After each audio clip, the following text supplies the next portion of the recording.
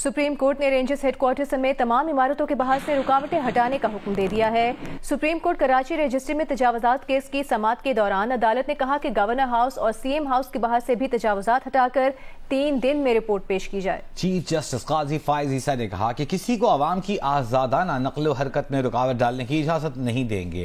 रास्ते बंद करना और रुकावटें डालना गैर कानूनी है। वफाकी और सूबाई हुकूमत खुद तजावुजात खड़ी कर रही है। तजावुजात के खात्मे से मुतालिक अखराजात भी तजावुजात कायम करने वालों से वसूल करें। जहां सरकार इंक्रोचमेंट करती है वहां ज्यादा सजा होनी चाहिए। चीफ जस्टिस ने एडवोकेट जनरल को मुखातिब करते हुए कहा, आप देखते नहीं कहां से आते हैं। आप नेवल, रेंजर्स हेडक्वार्टर्स, गवर्नर और वज़ीर आला हाउस ने फुटपाथों पर भी कब्जा किया हुआ है। जिस पर एडिशनल अटॉर्नी जनरल ने कहा कि सिक्योरिटी के इश्यूज हैं, बम हमले हुए हैं। इस पर चीफ जस्टिस ने कहा कि जगह खाली कर दें और किसी महफूज जगह चले जाएं। पब्लिक पर हमले होते रहें और आप महफूज रहें, ये कहाँ का कानून है। सिक्योरिटी के नाम पर सड़कें बंद मत करें।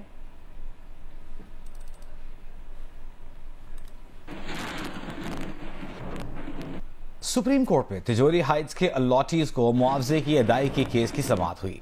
समाअत के दौरान तिजोरी हाइट्स के बिल्डर के वकील ने बताया कि बेशतर मुतासिरीन को मुआवजा अदा किया जा चुका, जो रह गए हैं उन्हें भी रकम दे देंगे। जिस पर चीफ जस्टिस ने कहा कि लोगों को तंग न करें। अदालत ने 3 माह में अदायगी का हुक्म दिया था। चीफ जस्टिस ने सवाल किया कि ये बताएं कि बिल्डर कौन है। कोई ये नहीं बता रहा कि बिल्डर कौन है। तिजोरी हाइट्स के वकील आबिद जुबैरी ने अदालत को बताया कि गवर्नर सिंध की अहलिया के नाम पर था प्लॉट।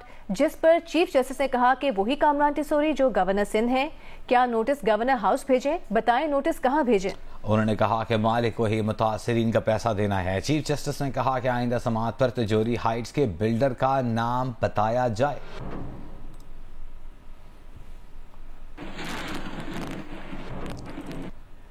तर्जुमान गवर्नर सिंध ने कहा है कि तिजोरी हाइट्स का गवर्नर सिंध या उनकी अहलिया से कोई ताल्लुक नहीं है। सुप्रीम कोर्ट में तिजोरी हाइट्स से मुतालिक केस की समाअत के बाद जारी तर्जुमान गवर्नर सिंध के बयान में कहा गया है कि इस सिलसिले में चलने वाली खबरें बेबुनियाद और हकाइक के मुनाफी हैं। इस तरह की खबरें फैलाने वालों के खिलाफ कानूनी कार्रवाई की जाएगी।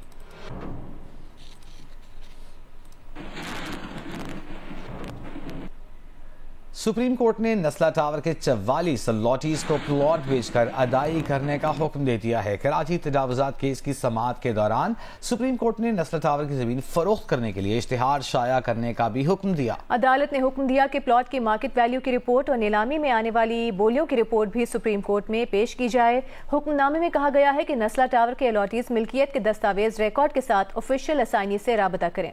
एडवोकेट जनरल ने अदालत को बताया कि कमिश्नर कराची ने जमीन तहवील में लेकर रिपोर्ट जमा करवा दी थी।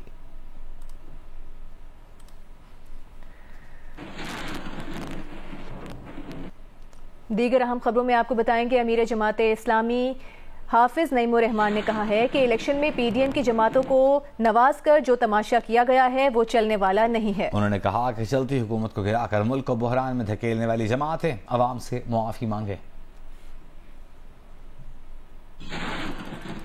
सब फंस गए हैं। हम देख रहे हैं कि इस वक्त सब फंस गए। जिन्होंने फैसले किए वो भी फंस गए, जिन्हें हुकूमत में लाकर बिठा दिया गया वो भी फंस गए।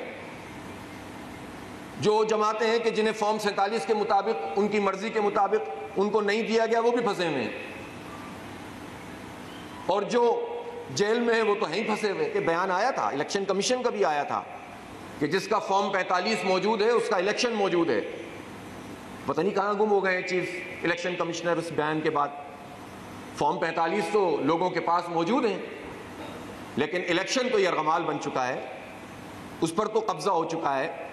लिहाजा अब भी रास्ता यही है कि फॉर्म 45 की बुनियाद के ऊपर ही तमाम नताइज को मुरत्तब किया जाए। जो जितना जल्दी समझ लेगा उसमें मुल्क का, कौम का, पाकिस्तान का फायदा है। जो जितनी ताखीर करेगा वो सबका नुकसान करेगा। Chairman PM youth programme Rana Mashhood ने कहा है कि पाकिस्तान हॉकी फेडरेशन का मामला एफआईएच तय करेगी। जिसे एफआईएच तस्लीम करेगी उसे ही फेडरेशन को माना जाएगा। इस मामले पर बात करेंगे नुमाइंदा जियो न्यूज़ फैजान लखानी हमारे साथ मौजूद हैं। फैजान, ये क्या मामला है कि ये मामले को, गेंद को कोर्ट में फेंक दिया गया है इंटरनेशनल हॉकी फेडरेशन की? जी हाँ, बिल्कुल। इस मामले को FIH के हवाले कर दिया गया है। शायद पाकिस्तान की हुकूमत को और हुकूमती अहदेदारान के जहन में ये बात जरूर है कि अगर हुकूमती मुदाखलत ज्यादा होती है तो फिर उस पर भी एक्शन हो जाता है। इसलिए पाकिस्तानी हुकाम ने जो आज मीटिंग हुई थी दोनों फरीकैन की, जो एक ग्रुप जिसको तारिक मुफ्ती हेड कर रहे हैं, जो दूसरा ग्रुप जिसको शैला रजा हेड कर रही है, दोनों की मीटिंग हुई। और जो आज की मीटिंग में जो रिजल्ट निकला वो ये निकला कि हॉकी चलनी चाहिए, और जो 2 ग्रुप्स बन गए थे और 2 के अलग अलग कैंप चल रहे थे उनको फिलहाल एक कर दिया गया है और उसकी अब टीम मुंतखब होकर वो अजलान शाह में जाएगी। इस पे दोनों पार्टियों का इत्तेफाक हो गया कि कैंप एक कर देते ताकि खिलाड़ियों का यहाँ पर नुकसान ना हो। रोलैंड ऑटमेंस अब उस कैंप की उस सिलेक्शन कमेटी को हेड करेंगे जिसमें स्पोर्ट्स बोर्ड और POA के नुमाइंदे भी शामिल होंगे। इस बात पर तो आज बहरहाल दोनों ग्रुपों में इत्तेफाक हो गया, लेकिन अब मेरी जो राना मशहूर से गुफ्तगू हुई उसमें उन्होंने बड़ा क्लियरली इस बात का कहा है, इस बात का मैसेज है कि अभी फिलहाल किसी को ना सेक्रेटरी माना है ना किसी को सदर माना है। जो FIH तस्लीम करेगी हुकूमत पाकिस्तान उसी को तस्लीम करेगी यहाँ पे, और FIH अगले 1-2 रोज में दोनों के क्रेडेंशियल्स देखकर अपने फैसले से आगाह कर देगी। बहुत शुक्रिया आपका फैजान लखानी।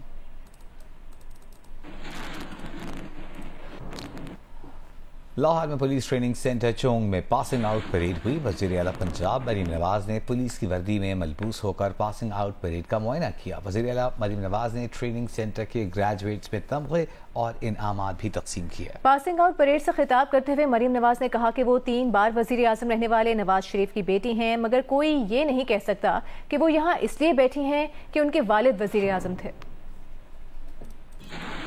चीफ मिनिस्टर की कुर्सी पे बैठ के जब मुझे किसी के खिलाफ फैसला करना पड़ता है तो वो मैं अपने दिल पे पत्थर रख कर करती हूँ, क्योंकि मेरे दिल में इंतकाम का और ये जज्बा नहीं है। यहाँ तक पहुँचने के लिए चीफ मिनिस्टर की कुर्सी अल्लाह ताला ने मुझे दी है, लेकिन मेरे लिए भी ये इतना आसान काम नहीं था। मैं नवाज शरीफ की बेटी थी, 2 times chief minister, 3 times prime minister, लेकिन मेरे लिए ये आसान काम नहीं था। मुझे अपने आप को प्रूव करना पड़ा, मुझे आग के दरिया से गुजर कर यहाँ पर पहुँचना पड़ा, और अच्छा हुआ मेरी ट्रेनिंग हुई। मुझे आज कोई ये नहीं कह सकता कि यहाँ पर इसलिए बैठी कि इसका बाप प्राइम मिनिस्टर है। और आज जब मैं घर जाती हूँ, मैं अपने वालिद के साथ अपना पूरा दिन शेयर करती हूँ, तो मैं देखती हूँ कि उनके चेहरे पे जो तशक्कर के जज्बात आते हैं, जो एक वालिद की जो प्राइड होती है उसके जज्बात आते हैं। मुझे ऐसे लगता है कि मेरी मेहनत जो है वो कामयाब हो गई। कायदे हिज़्ब इख्तिलाफ उमर अयूब ने वज़ीर आला पंजाब मरीम नवाज पर तनकीद की है। कौमी असम्बली के इजलास में खिताब करते हुए उन्होंने कहा कि आज चीफ मिनिस्टर साहिबा पुलिस यूनिफॉर्म में परेड में आ गई, ये मुल्क में क्या हो रहा है। उमर अयूब ने मजीद कहा कि मौजूदा हुकूमत फॉर्म 47 की बेसाखियों पर आई गैर संजीदा हुकूमत है, सब अपनी जेबें संभालें, इन्होंने आकर डाका डालना है। ये हुकूमत है, ये कर क्या रहे हैं, या ये नॉन सीरियस हुकूमत है सर? तो फिर जाएं, फॉर्म 47 के बिसाखियों पे ये आए हुए हैं। पंजाब में वो छोटे छोटे बच्चे होते हैं सर, आपको याद होगा, छोटे छोटे, उनका वो मतलब उनकी ख्वाहिश होती है तो कोई एयरफोर्स यूनिफॉर्म में, कोई फौजी यूनिफॉर्म में। आज माशाल्लाह वो पुलिस यूनिफॉर्म में आ गए जनाब, परेड लेने के लिए। चीफ मिनिस्टर साहब, सर ये क्या हो रहा है मुल्क में हमारा? हम लोग क्या मजाक बना रहे हैं यहाँ पे? दुनिया में क्या किस तरह देख रही है?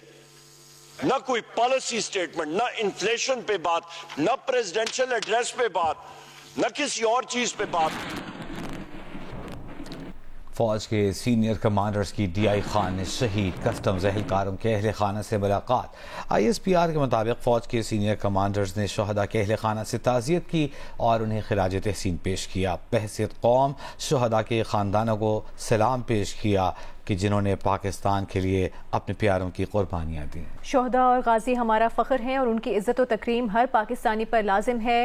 अप्रैल में 2 वाक़यात में डेरा इस्माइल खान में 8 कस्टम्स एहलकारों ने अपनी जानों का नजराना पेश किया।